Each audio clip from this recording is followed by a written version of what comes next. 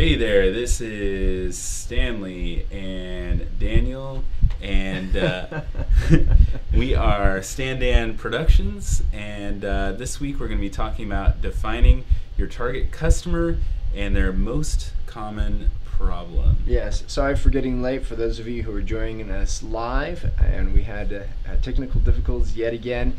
Good opportunity to continue to learn and realize, okay, we need to do this for next time. So glad to have you guys. Mm-hmm. And for those of you who are watching, you'll have the opportunity as well.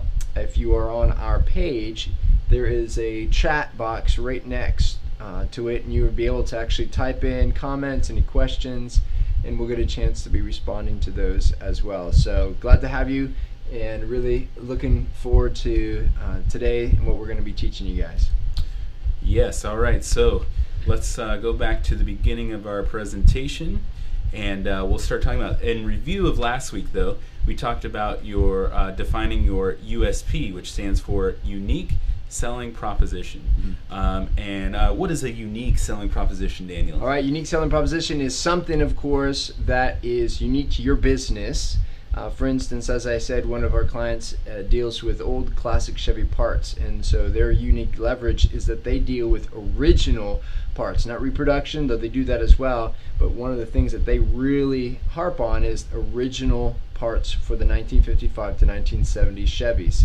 And so it gives them a leverage that they're not like anybody else because they offer original parts, not just reproduction parts. And that's something just about any business can benefit from, of knowing what makes them unique. And if they don't have anything that makes them unique, maybe it's time to get unique. Yeah, in fact, that's actually what we're going to be talking about in just a moment here. And we also then took from that USP the kind of the opposite, if you would, the things that we see a lot in marketing. Mm-hmm. We gave tons of examples of cliches, you needing to avoid cliches, and there were 3 tests that we did. What were those 3 tests? The first test we did was the, well, I would hope so test. That's when your marketing material is so obvious that it's like, well, I would hope so. For example, if you were a dentist and you said, we fill cavities, we pull teeth, it's like, well, I would hope so. You're a dentist, yes. It's so obvious that it really is not even worth telling people. Yes. And other examples too, of like, we get it right the first time. Or I was thinking about this too. There's a comedian that has a series of jokes about people that are proud of things that they are supposed to do, and it's like, I have never been to jail. And it's like, you're not supposed to. Or like, I take care of my kids. Well, you're supposed to take care of your kids. It's that type of stuff. And then what's the second test? All right, the second one is the, who else can say what you say? And again, not who else can do what you do, but who else can say what you say. And pretty much it's everyone. Anyone and everyone can say that. Mm-hmm. And so just the other day, literally I was driving down the road, and there was a sign for, professional moving, and we got lowest prices, quality work. And I was just like, okay, I would both hope so, and anybody can say that, and everyone says that. We have quality work, right? Yeah, so it was nothing unique to that business, so it didn't inspire me to at least, pursue it any further. Yep. And then the third test is the scratch out, write in, or cross out, write in test, which is where, can you take your marketing material, cross your name out, and put your worst competitor's name in there? A perfect example of that would be the Kmart Ship My Pants campaign, which went viral, but just about anyone could cross out Kmart and put Walmart, we ship pants too. Yep. Target, we ship online as well. Like, everybody can ship, and that's why they actually ended up losing money that year. Instead of gaining sales, they lost sales that year. Again, all because they did not leverage their USP, but and then we went and we did 4 templates where we kind of showed you some examples of how to help figure out what is your USP. And from that, I think that there was one thing that I found is still there were some companies that are going to be like, okay, but I'm a mechanic, and there's tons of mechanics, and that's a general business. So how do I still leverage and find something even more unique? And that's actually, again, what we're going to be talking about here today is, innovating your USP, how to innovate your USP. And one thing that's really important in doing this is answering this one question. The one question is, what does my marketplace want or need that nobody else is offering them? And then what you've got to do is you have literally got to brainstorm and come up with the most go absurd here. And I know some of you are going to totally be like, wait a minute. You're going to come up with excuses like, I don't have the manpower, I don't have the money. Stop. Just think of what is the need that is in your marketplace. What is the needs that they have that you could provide for them just in your mind right now, and then go ahead and set to figuring out how to actually make that happen. And now, you may not be able to provide 100% of your idea, but you will be providing something, I guarantee, that nobody else is offering, and that will set you apart from your competition. Right, and we used some of the templates. We kind of went over that briefly last week, but this week to also help people find out. One of the ones that's my favorite is to combine two things like Netflix for books and stuff like that. Like, what is it that you could do? And the great thing about brainstorming, which we're about to go into, is that the sky's the limit. And really, it's like there's no such thing as a bad idea here. Well, maybe there is, but for the most part, this is where this is where we dream. And maybe you might come up with a crazy idea, but maybe you can pull it back. Maybe you can just get started on that idea, as opposed to saying like, oh, tomorrow I'm going to create the Netflix for books, which would be pretty hard to do. Yeah. I wanted to take an actual, again, live example, one that very recently that we had with one of our clients. Again, going back to the old classic automobiles. Again, they were selling Chevy parts, classic Chevy parts, and there's a handful of other businesses out there that are doing the same thing. And like I said, one of the leverages that we did is talking about their originality, that they are experts and that they do original parts that really nobody else can say, or very few people can say. But another thing that we began to realize is they truly, Danny Howell, who happens to be my father as well, really was a pioneer in the industry. He began one or a couple of the largest companies in this hobby. And so nobody else has the Danny Howell that Southeast Chevy Parts does. And so I was like, man, we need to leverage that. And one of those things that we did was we took his expertise and we created, we created something that was, again, unique to Southeast, because we were asking the questions of what are the problems that your customers are typically having. And one of those problems that they were having was they were calling up other places and not finding out that they're not talking to an expert, that really the person on the other side of the line didn't know what they were talking about. And so inevitably they would get the wrong part and they'd have to go back and forth, and it was frustrating to the customers. So what we did is we created a solution where we ended up creating this thing called certification for the vintage Chevy auto parts dealers. And what this did is it ensured the expertise of a company and that the customers would have a positive experience. In other words, we were telling them, here, this certification verifies that we have been in business for 40 years. Is there another company that has been in business 40 years, helped over 27,000 members restoring their cars? We have experts who know the ins and outs of original and reproduction parts. And then we guarantee different kinds of warranties, customer services. We list it out, and what that does is it builds confidence in the customer.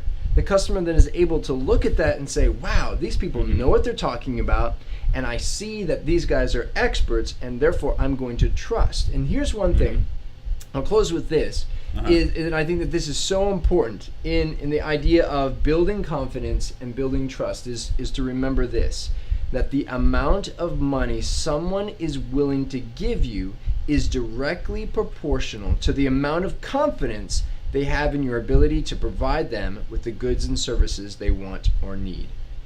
A lot of marketers will talk about positioning and perceived value, which are important. However, they truly are the byproduct of confidence. If a customer believes and trusts in what you say that you can do, they are far more willing to pay you higher prices than somebody else who might be saying the same thing or saying other things, but because they trust you, they're willing to pay you. And so, as a business, you need to be leveraging ways of how can you build the confidence and trust in your customers that they then will be willing to say to themselves, I'd be crazy to go to anybody else. I want to come to you. You're my go-to person. Mm-hmm. And I've seen it work for other businesses as well. The school that I do marketing for was a school that was very similar to every other school in their area. They started adding a gardening program to every part of their curriculum, and suddenly they're becoming this premier school. They were featured on a famous chef's TV show. They've been asked to speak nationally about their school and this program.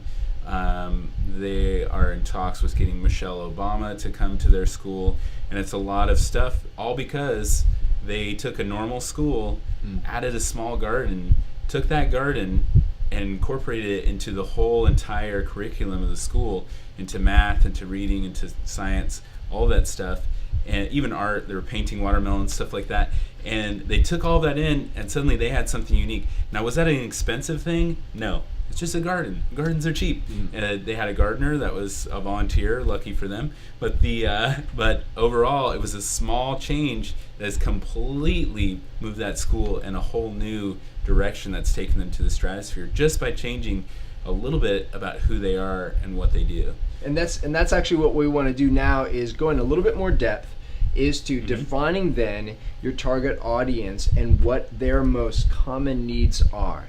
Because again, the question you need to ask yourself is, what are the pressing needs of my marketplace that nobody else is delivering that I can then bring to them? And if you do, you then will be able to dominate your marketplace. All right, so let's go into some of the things we can do.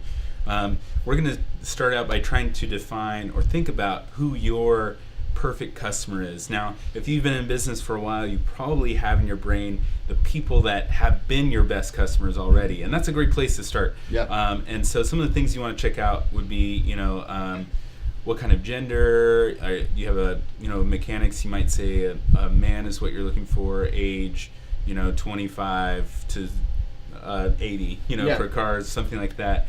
Marital status, income, education, ethnicity, geography. But then once you kind of get something broad like that, you're going to want to get more specific and think about some of the actual people that you know. What are some of the other products that they buy, and how much do they spend, and where do they congregate? Where do they go on the off times? Now, some of that stuff, the more specific stuff, is great for kind of seeing how other people advertise to them and seeing what's effective. Like, for example, do they buy an iPhone or do they buy an Android? If they buy an iPhone, they're probably more likely to spend more money than someone who has an Android phone. Are you talking about Android people are cheap then? No. Well, the iPhones are generally more expensive. That's but true. Yes. But not that they're cheap, but just that an Apple is considered a premium product. I mean, the Samsung Galaxy is a great phone as well. I don't want to step on any toes, no. And I think what Stanley is saying there again is, for those of you who have been in business for a while, a good thing to do is to take a step back and ask yourself, okay, you probably could put a name and a face to a couple people that you say, I wish I could duplicate that person. I wish I could replicate that person. And then begin to ask yourself again the characteristics about them that makes them an ideal customer. Is it specifically their age? Is it going to be their gender? Is it going to be their marital status? Again, going back to say the classic Chevy industry, I can think of a number of guys that we have that are ideal, and they typically range actually from about 50 years and older. And the reason being is because they're empty nesters, they're in retirement stage, they've got a lot of disposable income, and plus the cars to them have a nostalgia. They remember their old 1955 when they were 16. That was their first car, and so it has far more significance to them. Now, does that mean and exclude then another gentleman that we had walk in the door just a few weeks ago that was younger? No, it doesn't. But we're talking about the perfect customer, ideal customer, not necessarily negating all customers. And this comes into play because we're really looking to focus your marketing efforts, and you're really looking to, one, capitalize on your USP and define exactly like who you're going to target. And that's why we're doing this. It's not necessarily to get rid of all the others, but to say, okay, who do I really, really want, and how can I talk to them specifically? Exactly, because it really is. It will then define what you say, how you say, and where you say it. As you can see on the screen, actually, the last one there is asking the question, where do they congregate both offline and online? And that's key. You want to find out, is there a community? Is there a forum? Is there a hangout place where you see a lot of them go? You can begin to survey that audience and asking them the questions and getting to know them to better understand them. Or if there are events going on in your community, in your area, is your ideal customer there? You should be starting to attend, and having a presence there. Ask yourself those questions and be where they are, so that when they're ready to buy, you're right there and you're going to be the company that they're going to buy from. Exactly. And it's kind of a fun thing to do, to think about who your perfect customer is. And that kind of leads into what we've already talked about. What are their needs? And some of that is, what is their biggest challenge? Where are they experiencing the most pain? And what tasks are they avoiding? What emails have they neglected? What keeps them up at night? What do they want to overcome? These are the kind of questions that you want to ask that, again, get to defining what are their needs. These are good questions that you should be sitting down.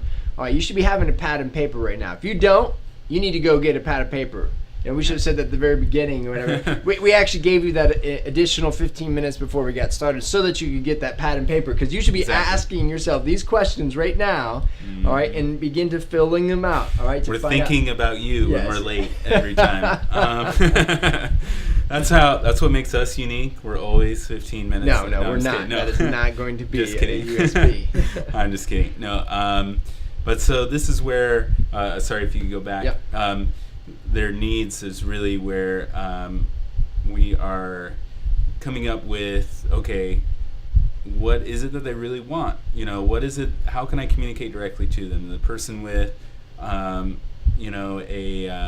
iPhone may be someone that's like, maybe they want an app to manage their mechanics, stuff, or maybe they want an app for their dentist to see exactly they want to gamify their teeth or something like that, to work on their teeth.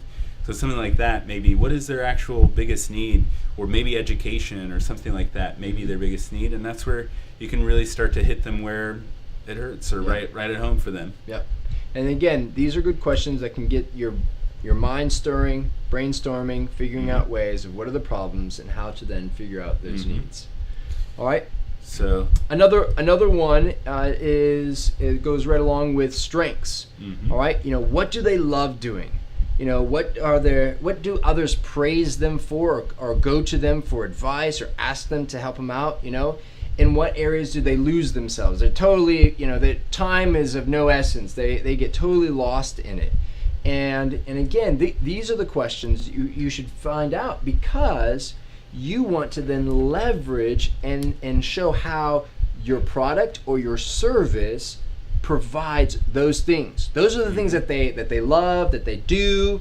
Again, using the automobiles here. I love taking my car out for a spin and going for a cruise and saying, well, these products will cause the value of your car to increase and the longevity, so that you can enjoy your car even longer.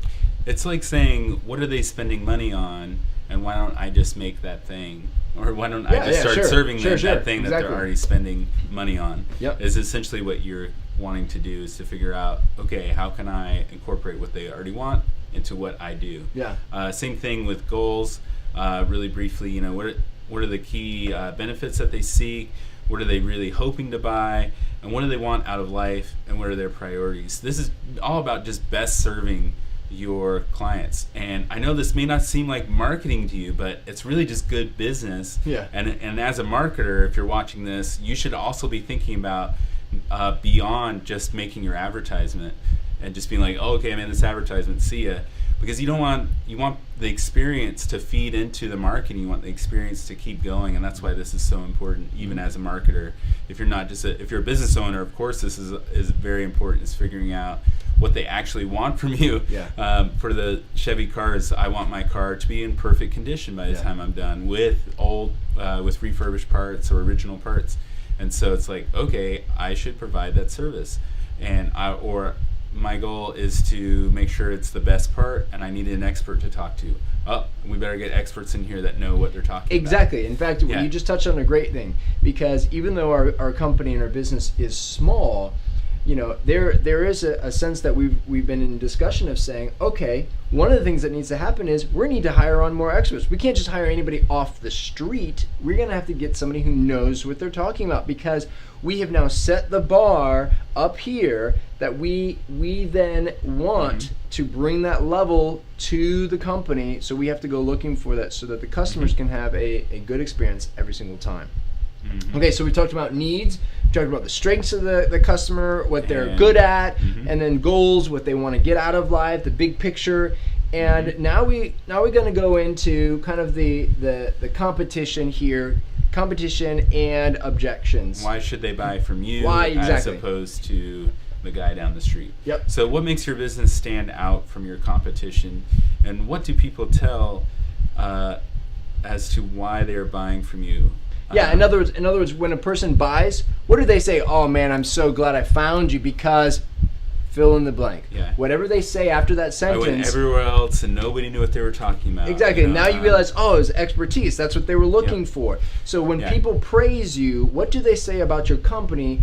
There is probably the need, that I've had many companies or many customers again call in and they'll say, man, finally, I found this because of blank, and that is right there a good leverage of a USP as to why they're going to buy from you as opposed to anybody else or nobody. And if you've been following along with this should be a really easy question for you to answer, because this is your USP. What makes you unique is really what you should know. Real quick, I do a video tutorial site called quicktipking.com. What makes my business stand out from the competition is I have extremely short tutorials, and that is exactly what people tell me. Is they're like, hey, I love how short your tutorials are and how to the point they are. And that's really what helps me stand out and why they should come to me instead of other people. How short are they? 90 seconds or less. 90 seconds or less. I don't know how about you, but I can't stand it when I go to these 5-minute, 10-minute, just to give me one stupid little bit of information. I love it. I love that idea. It's like, boom, 90 seconds or less. I go right to it. Here it is. Boom, boom, boom, done. Yep, exactly. And that's exactly why I made it too, because I was my own core demographic.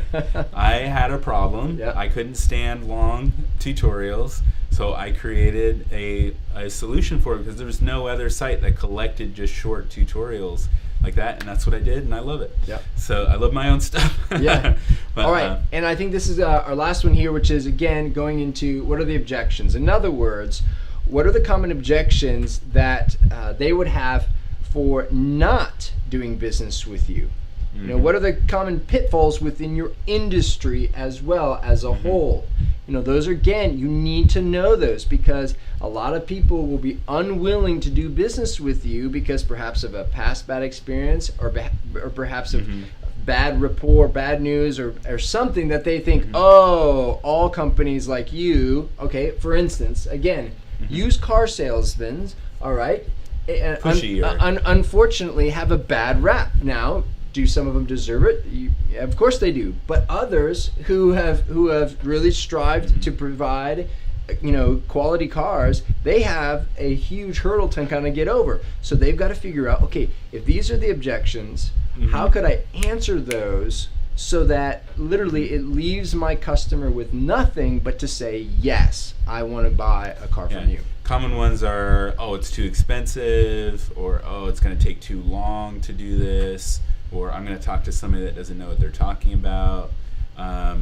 If you're a dentist shop, probably too expensive would be almost every industry. Everything's too expensive. and here for again using what my father will say in his business with the vintage cars and leveraging on price It gets a lot of guys that call in and they're expecting it to be a glorified junkyard and to have cheap parts, and they find out, wow, these parts are expensive, and they complain. And what I often say to them is like, oh, that's fine. I love being in a capitalistic world. If you don't like my prices, that's totally fine. Go ahead, you can go elsewhere and try to find them elsewhere. But I guarantee that the reason why you're probably calling me up is because you've gone everywhere else. You've tried eBay and you haven't been able to find it. I've got what you need, and if you want to buy it, it's this price. And he knows the true value of his part because it's hard, it's rare, and therefore guys shut their mouths, and either they say they step up to the plate and they pay, or they go on their way and they spend even more time continuing to find it. Now, can they find better deals? Sure, but time is also valuable. In a lot of ways, we save company or save people time in providing, and that's what you can be doing as well, is helping them, is demonstrating again that objection truly is not doesn't work here. And here's the reason why. And so think about your industry, think about common objections that people have, the complaints that you usually get, or the major concerns that people have when they call you. Think about those. Think about how you can defeat them, how you can do better than the common person, than the common business, is also feeding into your unique selling proposition. And that one is really more of a defense, but it is good to know that, to know how to counter with that. And lastly, actually, this is the last one. Again, we've talked about, defining your target audience, but it is just as important to also know who is not your target audience. So, and you probably have a couple customers in mind that you could think of, I would never want to do business. That was the worst. with that person ever again. And you ought to ask yourself, why? Study that. Why? What was it about them? Did they just waste your time and they were constantly nitpicking and this or that? Well, then know that. So then go back to your advertisement, go back to what you're saying, and are you actually catering to those people so that it makes it easier for them to come through your doors? Or do you set up boundaries in a way of pre-qualifications that would weed those people out? So for example, in my industry, the people that are pretty much the worst customers I have are usually the ones that I've given the deepest discounts to. So there's a lot of psychology there of why that is, but ultimately, if most of your marketing is giving out discounts, all you're getting are the cheapskates for the most part. There's been a lot of studies on Groupon and Living Social about how they're actually hurting businesses, and how some businesses have gone out of business because they have only gotten temporary customers who are only coming in for the deals and never coming back, and they've been nearly bankrupted by the extreme discounts that they've been giving away. And so that's a good example of who is not your target customer. Someone who is cheap is almost everyone's least favorite customer. A nickel and dimer, if you will. So you kind of run through the same process. You'll go through, their gender, age, all that stuff. Think of a real person. What makes them ideal? What type of stuff don't they buy? Or do they buy? Exactly. And then instead of asking what is the value of them, asking yourself what's the cost of them, because they in that point are costing you time and money. All right, and I'd like to do an example here. So we've gone through, we've talked about needs, strengths, goals. What are their objections? Why buying from you as opposed to somebody else? Who's not your ideal customer? Who is? Let me use a live example. And my wife. Oh man, that went backwards. Oh, here we go. Let me try this again. Here we go. I lost Where is it? There we go. Sorry about that. Somehow this went back to the beginning. There we go.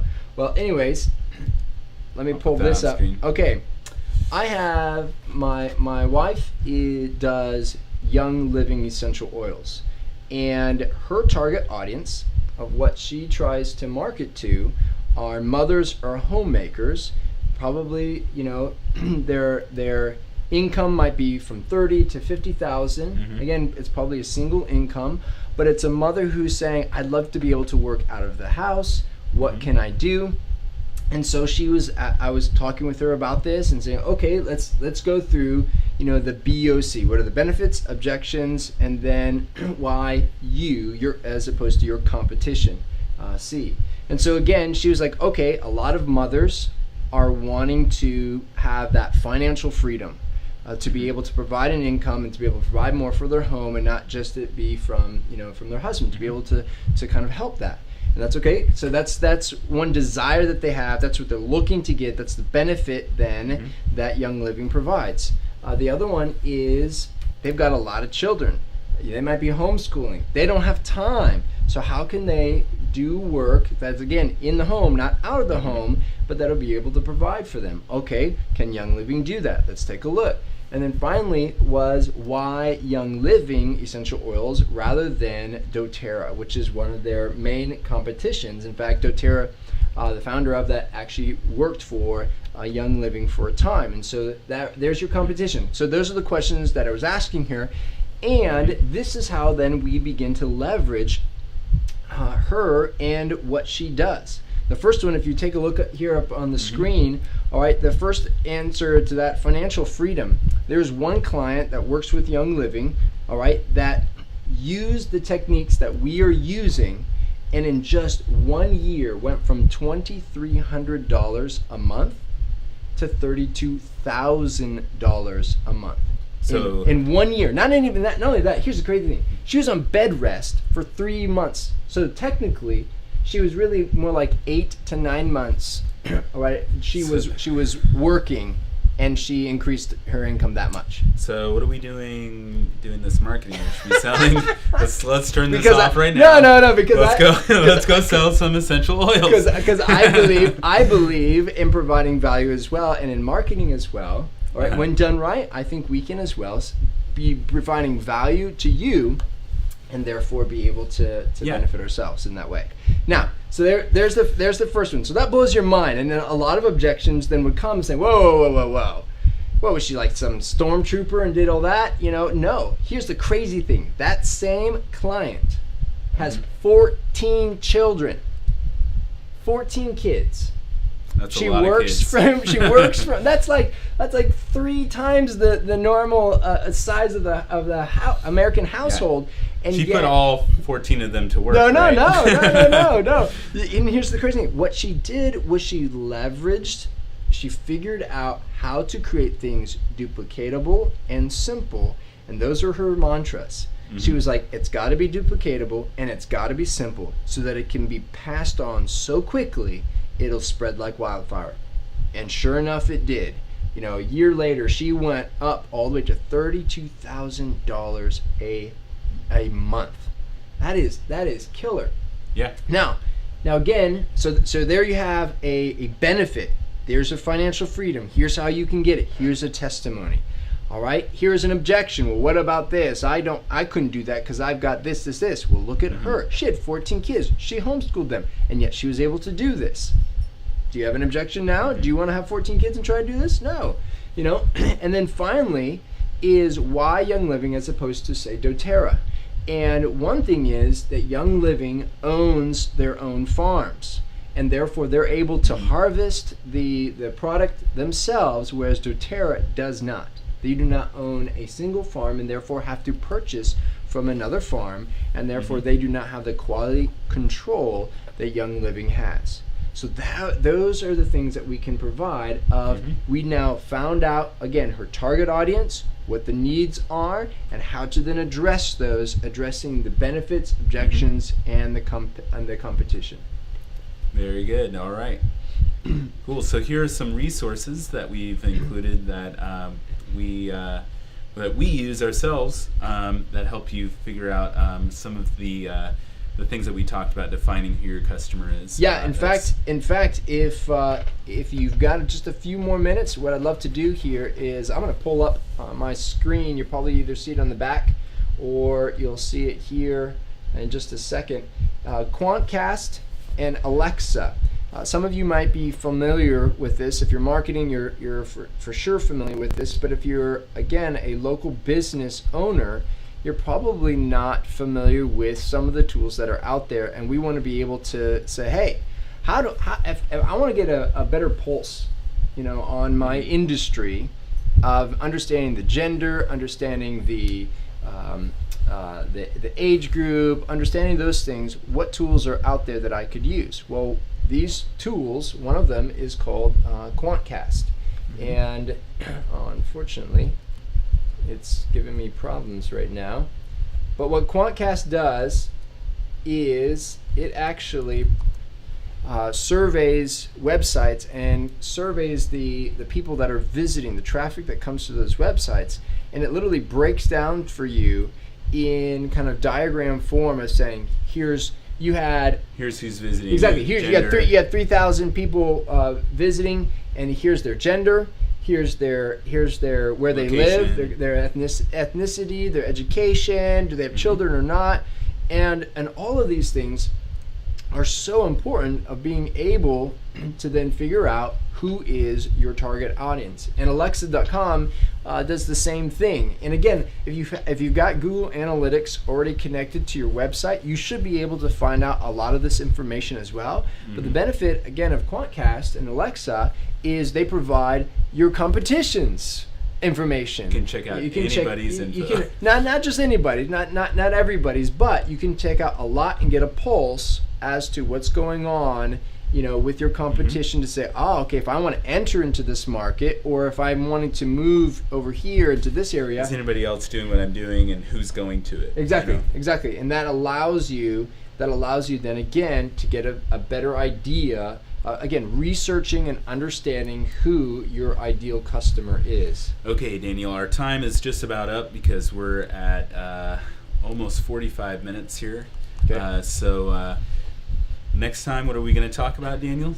Next time we're going to actually be stepping into and going into the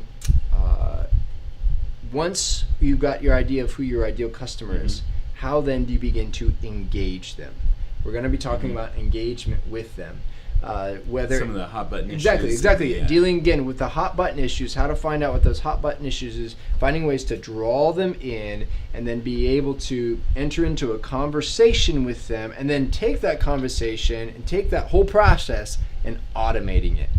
That's the beauty about it. Yep. Because I don't know about you, but again, and it goes back to even the client that I was telling you about that went from 2,300 to 32,000. She figured out how to automate it, how to simplify it, how to duplicate it in such a way that it spread rapidly, and that's what we're going to be doing and saying, okay, here's your ideal audience. How do we then begin to engage them, and how then do we automate this system so that we can actually start to get some money and some great customers from it. Great. And if you would like to contact us, check out our Facebook page, Standan Pro, or you can go to our website, standanpro.com, where you can sign up and we'll give you some marketing tips right there, just like we're giving you today. Yep.